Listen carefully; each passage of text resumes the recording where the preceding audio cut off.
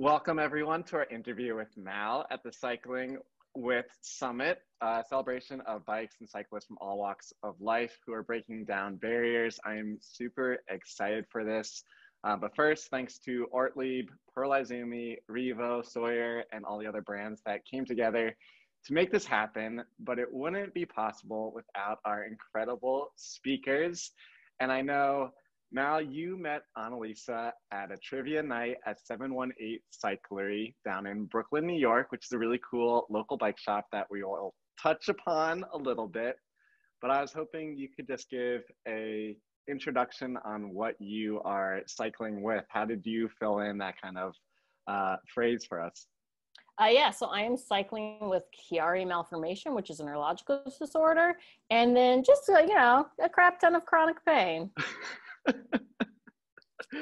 which are obstacles that people can definitely face, and we will touch upon that. But I know right behind you on that map is what looks like the TransAmerica Trail highlighted, and so yes. I know that has been postponed because of COVID, but I know you wanted to ride this cross-country trip with Anthony, and I was wondering if you could share your reason behind that. Yeah, so Anthony is my partner. So I've, over the years, I started off as just a bike commuter, and then slowly got into just riding more bikes and then doing long distance riding. And one of Anthony's, like, I think high school friends or something like that, did the ride in 2016.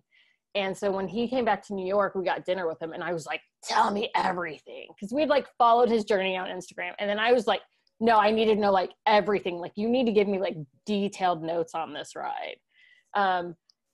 Just stuff like that always excites me. Just really crazy, insane traveling journeys. And so I was just like really, really excited to do it. Anthony rides his bike, but he wasn't as extreme as I was at the time. And so he was kind of like, yeah, like, it'd be nice. Of course it'd be fun, but like, I don't know if it's realistic.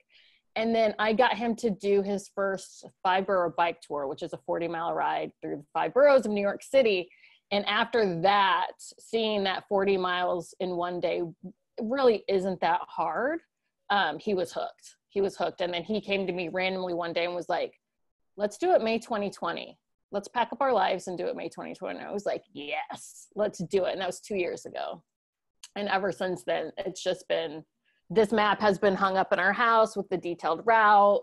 It's just been like the only thing either of us can talk about. And we're just so excited whenever we are able to finally do it. I feel like in like the business or entrepreneurial world, they talk about like a vision board, and it's so cool. Like as cyclists, just be like, have a map. Like I know in Annalisa in her home, she has the US map, and you start drawing lines, and then you're like, I'm gonna do this. It's gonna happen. And also that switch over from commuter to into the longer distances, like, so Annalisa and I did the Trans Am in 2017. We both know each other because we type 1 diabetes, and I hadn't done any bike touring before that. And wow. You do get, like legitimately day awesome. Day one was the first time I had loaded pannier bags and was like, let's do this. It wasn't like training leading up to it. It was just get thrown in the deep end. And I think that's what's really amazing about the bike. It's like the distance it can cover it. And have you and Anthony gone on longer rides together, or like have you started to ease into that like bike touring mindset? So summer of 2019 we did.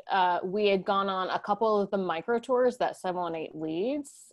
They lead a handful of tours each summer that are varying distances. That you ride upstate New York and camp. And so we did 2 of those, one in May, I think, and then one in July. So that helped us kind of figure out a little bit more what bike touring was like. And I mean, we loved it. We absolutely loved it. It was also really fun riding with a group. Well, more like, because of my Chiari, I'm really slow, so I was at the back of the group, but it was fun camping with the group later.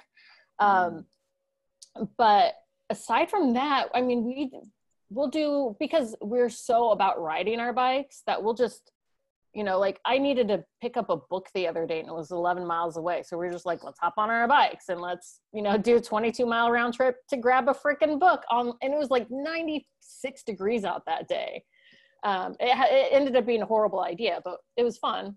So we do stuff like that. Because of COVID, we haven't done anything like that this summer, except for getting that book. But we haven't done any bike touring. So I kind of feel like we're going to end up being in your book of on day one of next year being like, well, I haven't done anything in a while. Here we go.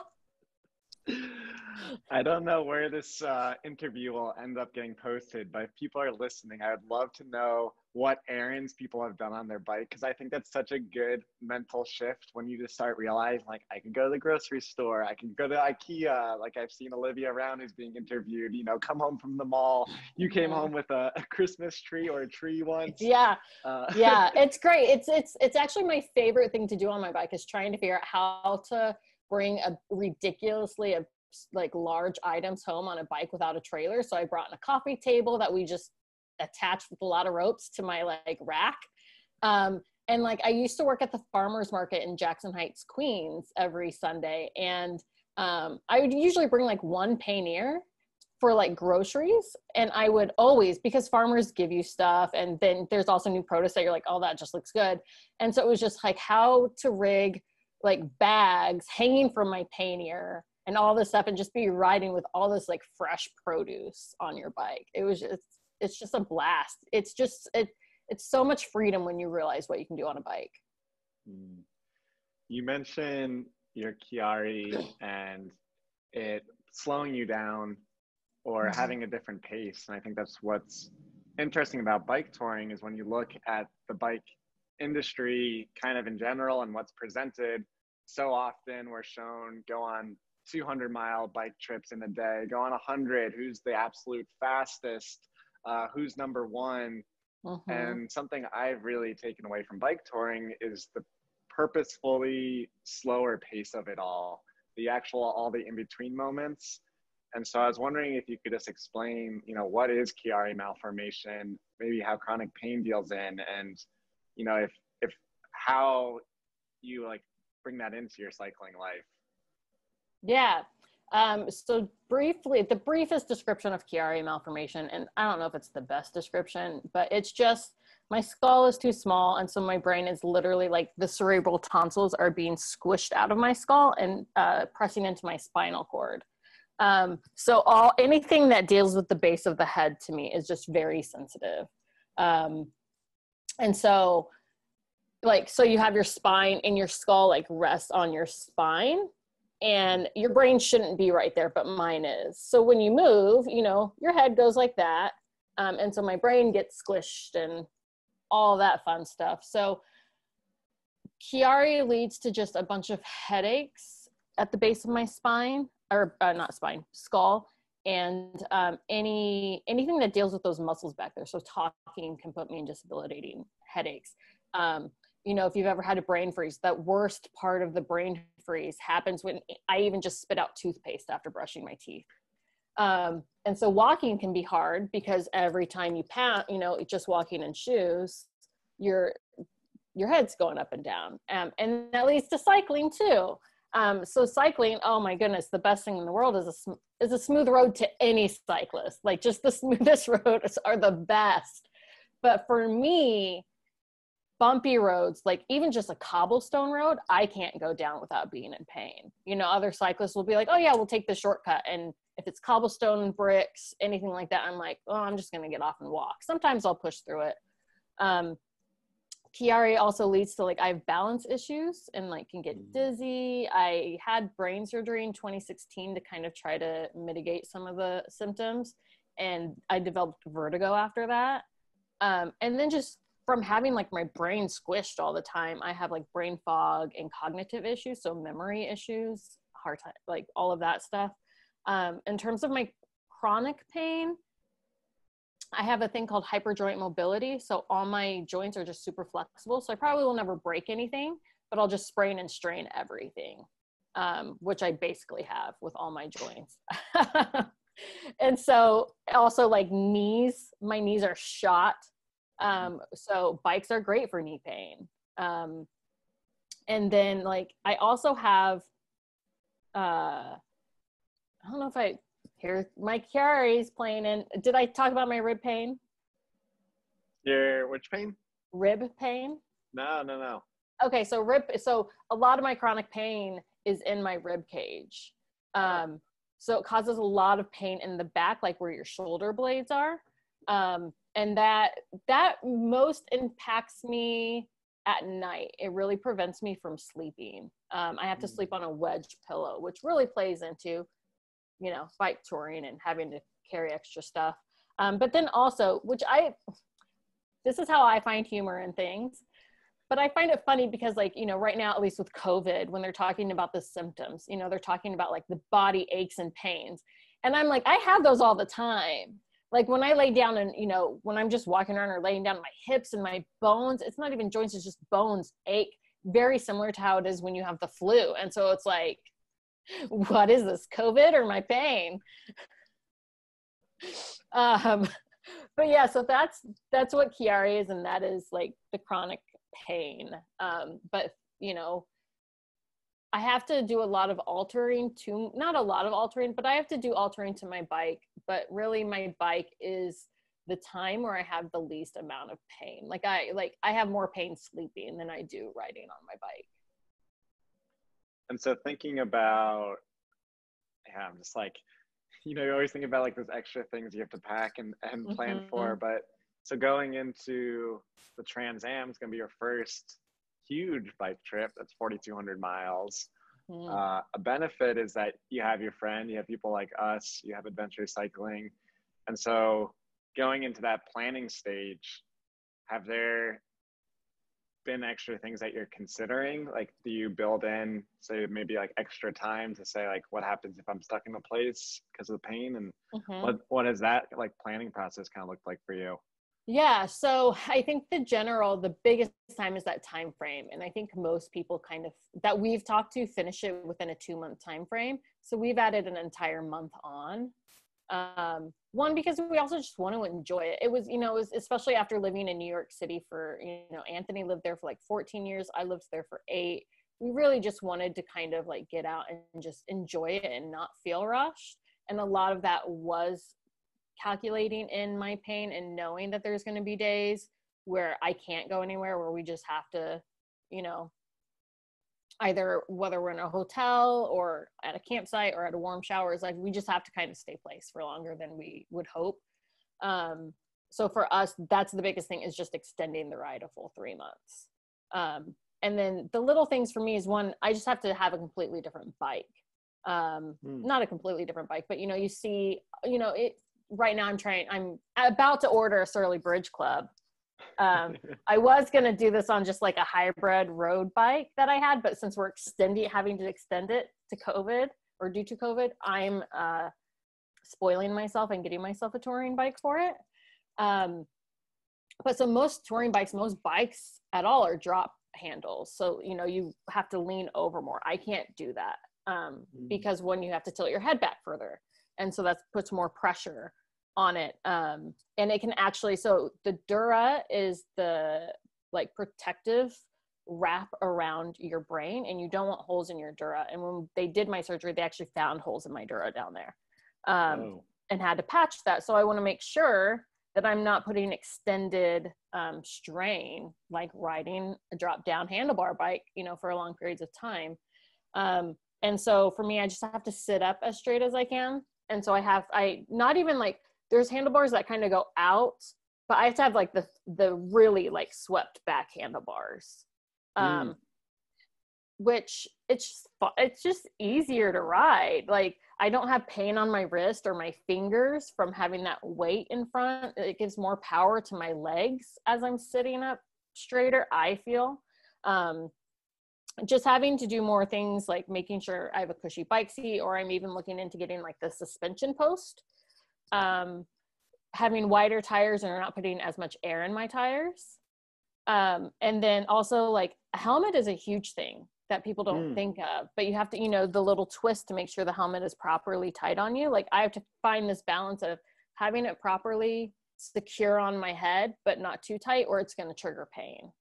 And you found, so one, you mentioned the suspension seat post. If people haven't heard that helps basically absorb shock. I remember meeting one person, I think he had more chronic back pain. I can't quite visualize it, but I remember it was almost like a complete 180 wraparound, and he said he just liked having a lot of different options. I can't remember if it went up or went down. Yeah. But he said like, oh, I just like having a lot of options so I can move throughout the day. Yeah. But have you found like any resources for like biking helmets that like to me seem so traditionally one option? No, yeah, no, they're all traditionally one option. I mean, but to be honest, like I haven't put a lot of, I mean, there might be something out there. I'm feeling if it exists, it's very expensive, but anytime I go to like a bike expo or a bike shop, I'm always looking at their helmets and looking at different stuff. And I've never found anything that's not, the stereotypical regular helmet.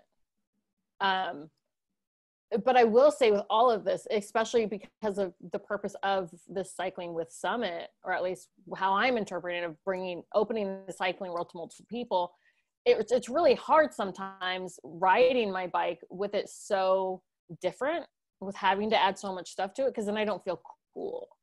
Like I don't look like those like people on their like speedy drop down, bikes with like the cycling gear and like the clip-in shoes. Like I could never do clip-in shoes. Like I just don't have the balance for that. And I never know what my balance is going to be like. And so for me, I can't clip into and like be physically attached to my bike. Well, I will say, and if anyone's listening to this, anyone else who doesn't I actually don't wear clip-ins on any of my bike rides. And it's interesting because, talking about representation, something I've heard a lot of times, which, managing type 1 diabetes, it's not a physical, there's no malformalities. So you don't really know that we have a disability.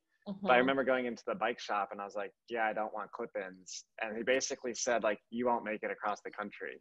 And I was like, and like, I think that's what discourages people from entering the world. And, a lot of, like, I really got absorbed into this bike touring community because I had no clue about it. But then I was like, wow, this is one of my favorite ways to travel in terms of like, you get to see a country, you get to meet people. It's very light on my body, and there's small things like that where I'm like, I don't wear clip-ins. I just like having sneakers. I like to be able to run around. Like, I do triathlon. So I like that, just mobility. But then I also just love that concept of like, I could just take this bike out of my garage and like be off. I don't need anything special.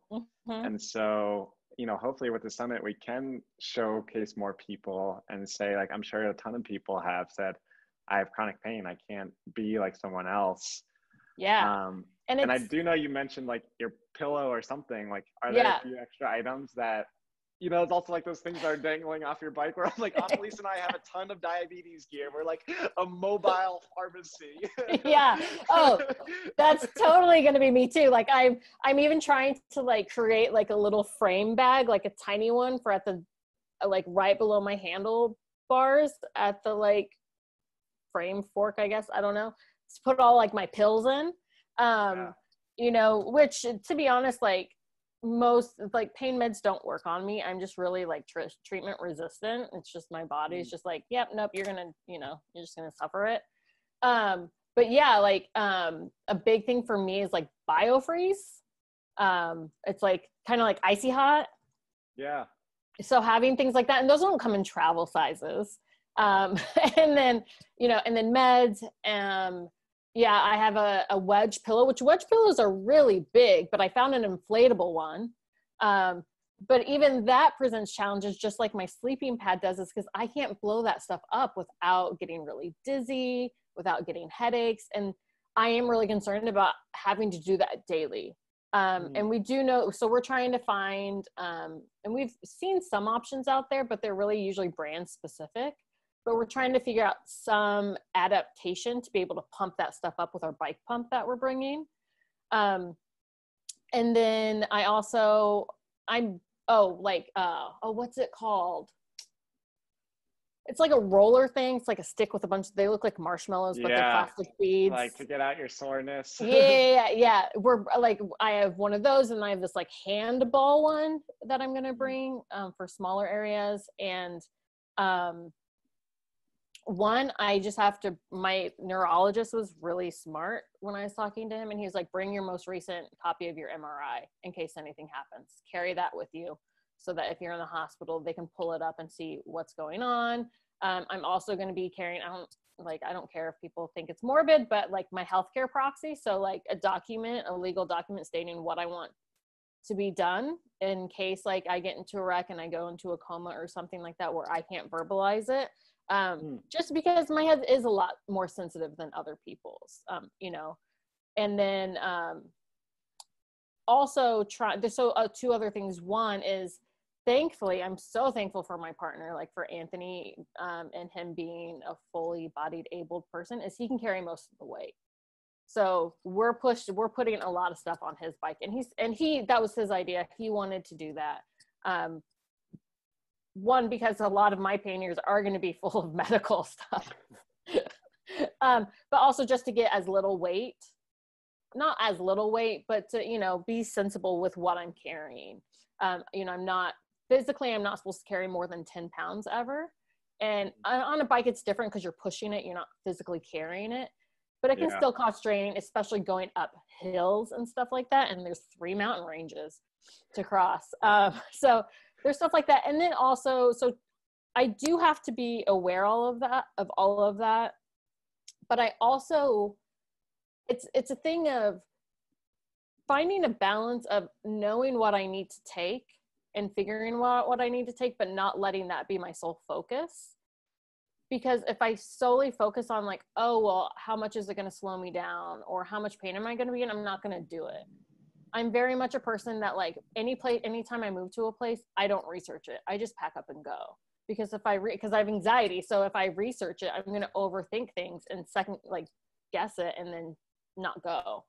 And then another for me is that I am a trans person. And so when I'm actually thinking about the ride, I'm thinking more about who we're going to come across. And I'm thinking more about like, how is my trans identity going to impact that? For us, we definitely, because Anthony loves ice cream, like it is his number one thing. And so like he's crazy. He used to work in commercials and worked for a Haagen-Dazs commercial and took like so much ice cream home. I think literally ate it for like breakfast, lunch, and dinner for over 2 weeks straight and still loves ice cream. And so like, it's kind of like making those fun things. Like we want to try to hit every ice cream stand that we can. And then for me, I want to hit like every brewery and every swimming pool. And the swimming pool is a whole part of like, okay, well, what kind of swimsuit do I wear? Because normally I just wear swim trunks, but people don't perceive me as gender neutral or masculine. And so it's like I think I tend to worry more about the safety of just my gender identity, more so than I do my chronic pain, even though I think my chronic pain is probably going to have a much more intense impact on me on this ride. But, it's going to be fun no matter what obstacles I run into, because life is full of obstacles. It's going to be a blast. It's going to be an absolute blast when we do it. It's a beautiful mentality to have. And I think, that's what's really interesting about the bike. I don't know if this is like a specific quote. I know Annalisa always says like the bike is the great equalizer. And I think for a lot of us, it really is this mode of freedom, but like a lot of us do carry something with it. A lot of us do have a reason why we've ended up on a bike rather than other things. Mm-hmm. And I know a community that's resonated with you. We brought it up earlier, 718. Mm-hmm. And I was just wondering, like as we tried to find these like intersections of chronic pain or trans or having type 1 diabetes, for us, I can talk about having type 1 diabetes. It's like there's very, very few resources about like what's it actually going to be like to go out and ride with this thing. And so it's this like blend of what's the right amount of being prepared, but also like what's the right amount of like crazy encouragement versus like also risk. And so I know the 718 community has been like a big part in Brooklyn. I was just wondering if you could share a bit more of like why you've been involved with them, what you've seen them do. Like I'm always impressed. Like I believe Joe during all this, like they started putting up more and more local bike stands just during COVID, you know, like ways to say like, hey, here's communities that are impacted. So like, let's try to bring biking in. So I was just wondering if you could share kind of like what resonated with you about that bike shop and community they've kind of fostered. Yeah, I mean, 718 looks a lot different now that, you know, Joe has a smaller shop, and I only was able to go to it like 1 or 2 times before I left New York. But before, when it was the bigger shop and he had more employees, that's the space I can talk to because that's the one that I know. It was just, you know, anytime I go into a bike shop, anytime I feel nervous, I feel like I'm fake. I feel like they're going to perceive me as a female. And so then I don't know what I'm talking about, or I don't know what I need, or they're going to, or like, you know, you were saying like, they're going to try to be like, no, you need this thing. You need clip-in shoes. You need this, you know? And so I'm always nervous. And, you know, I don't even remember. I know it was Anthony that introduced us to 718. I don't know how that came to be, but it was just a different vibe going in there. You know, Joe was just always friendly, and if he wasn't busy, he'd always stop, or even if he was busy at times, he'd still stop and talk to you. And then Shambo and Kat and Hannah and just all these other different people were just always so nice. And then anyone who was in the bike shop was really nice too, any like other patron or customer. And because of bike shops, how they are, I've never thought I'd be a person to just go in and say hi. But I totally became that person at 718 that I'd go in and say hi. And with my current road bike, I actually ended up like repainting it and like designing. It used to be this red bike, which isn't bad, but and I did like a lime green with some like bright purple detailing on it. And I took it in to show them because they knew I was doing it. And when I got it done, I like rode my bike there and I showed it. And like they stopped and they checked it out and they're like, oh, that's awesome. And like I would have never done that. I would have never felt, you know, welcomed enough to do that. And yeah, it's just it was a really great place. And then to be able, I think a huge part of it was going on micro tours and going, because you know, they shut the shop down. And so all the staff would go on the tour with us. And so you just got to know the staff. And Kat would always Chamba was always up the head of the pack because he just rides insane. And then Kat usually, I don't know if she was the designated fallback person or if that's just what she did. But, you know, I always felt bad. Like, I'm so sorry that I'm slowing you down. And it was never like, hurry up or anything. She's like, no, you're fine. You're cool. Like, I'm enjoying this. And it was just a little group of us who were able to talk more and get to know each other while we were riding. We weren't just focused on the destination. We were focused on the journey getting there. And yeah, it was just, and their micro tours, it was, you know, people for the, you know, because cycling is still mainly white. So there's just, you know, there's obviously like a large percentage of white people, but there's also people from different races and different body shapes and different ages. And it just felt really welcoming. Yeah, I can echo that just as, you know, when they opened up the shop for us to have talks about, you know, because we try to share it. It's like, wow, there's bike touring, something I had no clue anything about, but like to echo, you know, some of the things that just Joe did, but he'd be like, oh, let me just order pizza for you guys, or let me make sure there's like some beers there. Yeah. And, you know, it's just like having that thought of how do you be welcoming towards all. And I think with the micro tours, I never went on one, but it's like, how do you give people just a small taste? Because like, one, there's so many intersections in just the biking community. Like you could be a road cyclist and like bike touring as well. You can be a mountain biker and like bike touring as well. And it's surprising how often Annalise and I actually have to explain that. You know, it's not exclusive, but then also like, you also might not be a road cyclist. You might not be a mountain biker, and all of a sudden can like bike touring, because I think a lot of it is really community focused. And that's like a really special feeling.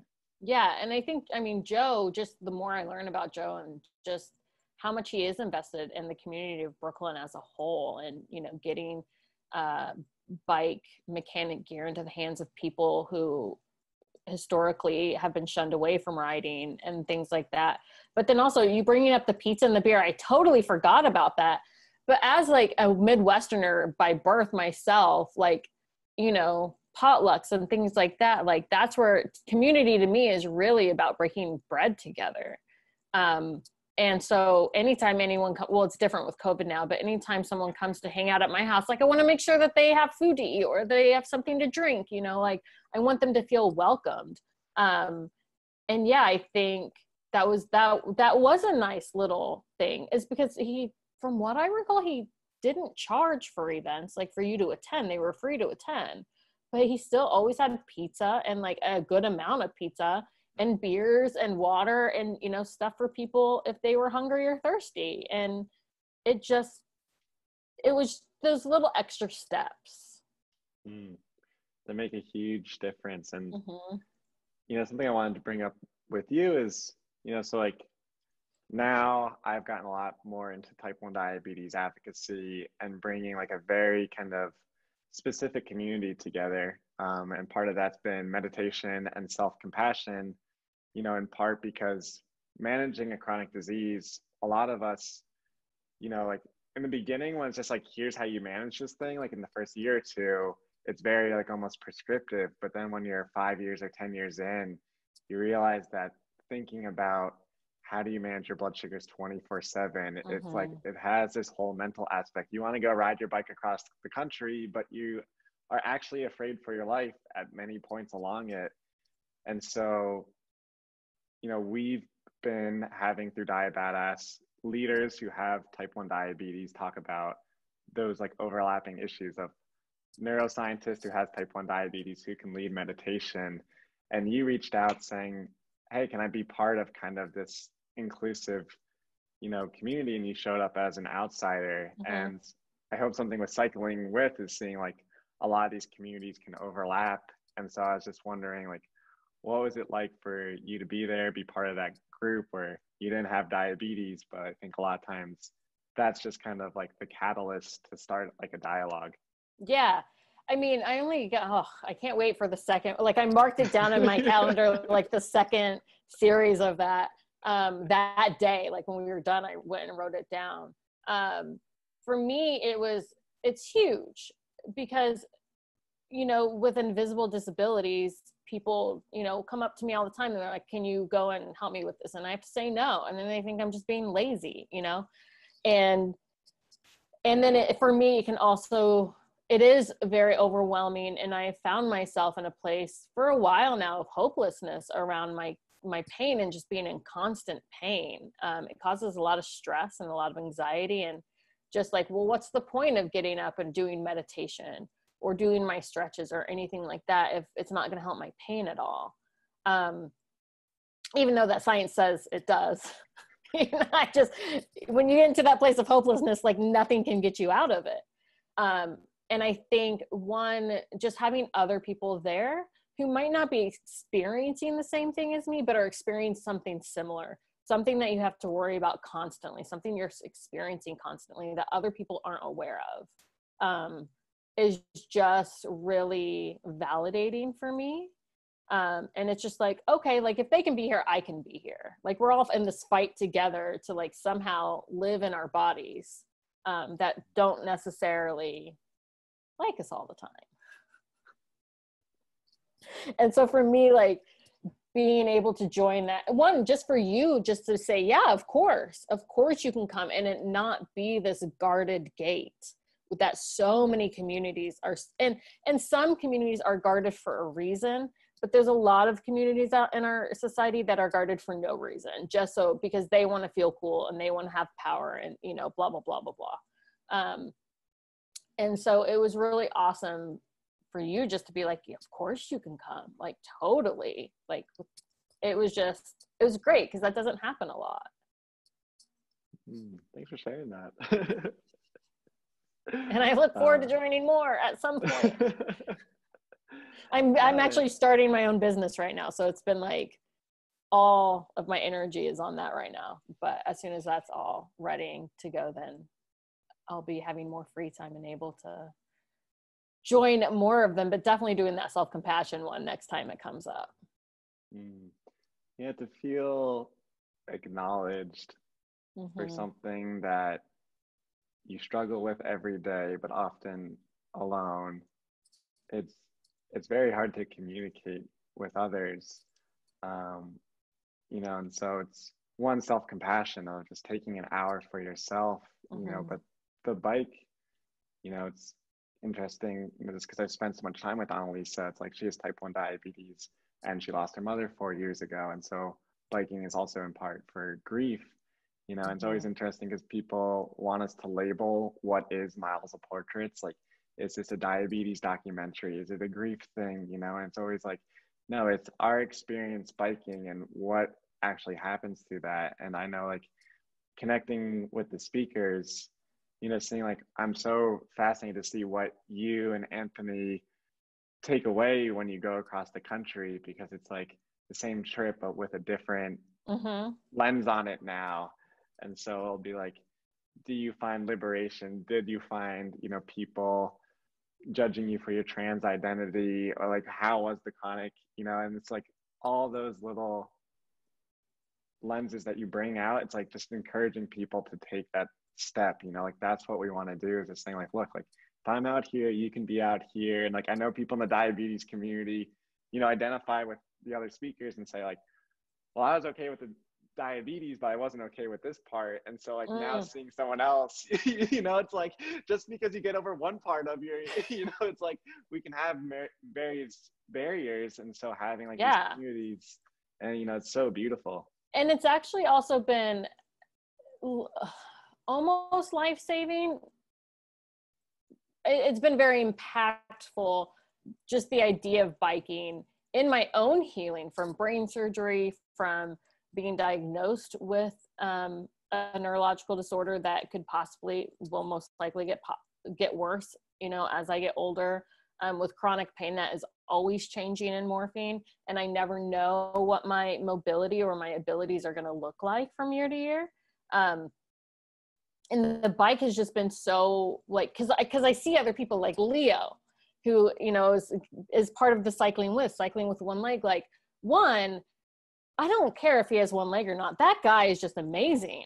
Like, just the like the pure raw energy that I feel from him, of how much he loves biking. And just like, I love riding with groups, and I love riding with like mad crazy cyclists, you know, because I just love that energy. And I don't know if he's a mad crazy cyclist, because I've never actually met him, but I just get this really intense vibe from him. And like he found a way. He was like, you know, I'm gonna do this, or I'm gonna learn how to do this with one leg. And like, that's awesome. And it really, for me, is like, yeah, like, no matter, almost, like, I can't see everything in the future, but almost any way that I think my abilities might change, a bike can still be there. So let's say I lose my legs, or lose function of my legs. I grew up with a friend who was also a college professor of mine, who woke up paralyzed at 19. And she was an avid cyclist when I knew her, because she rode with her hands. So I can ride with my hands. You know, if I lose somehow function in my arms, because that's where I have most of my numbing, I can ride a tricycle. You know, I can still ride a bike. There might have to be some adaptations, but I can still get on the bike.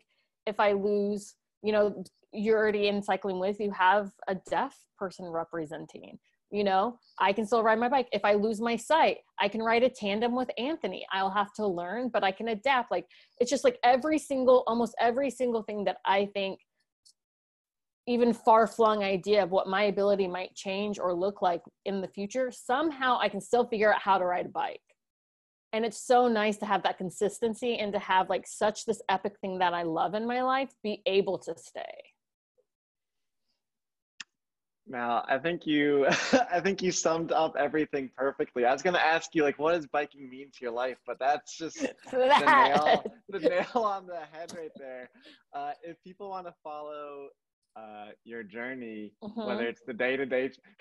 I'm laughing right now because I'm like, it's COVID, you know? Like, I'm like, what's Yeah, gonna what be is this the summer? day to I was like, day? your day-to-day journey, whatever the Trans Am happens, if it's something else, where can people follow you? And then also maybe when you're doing the Trans Am, is there anything you're hoping to like bring attention to? Like, I don't know if it's blogging or photography, or like what do you try to focus on? Yeah, so my partner and I have a joint Instagram account called Mant. We've spoofed off of that whole like couple name thing. So it's like Mal and Anthony's Mant. So Mant Rides, all one word. That's on Instagram. So you can follow us there. We haven't posted a lot lately. One, because I'm just trying not to be on social media as much, and that is our only social media, is that page. But it's usually strictly bike stuff.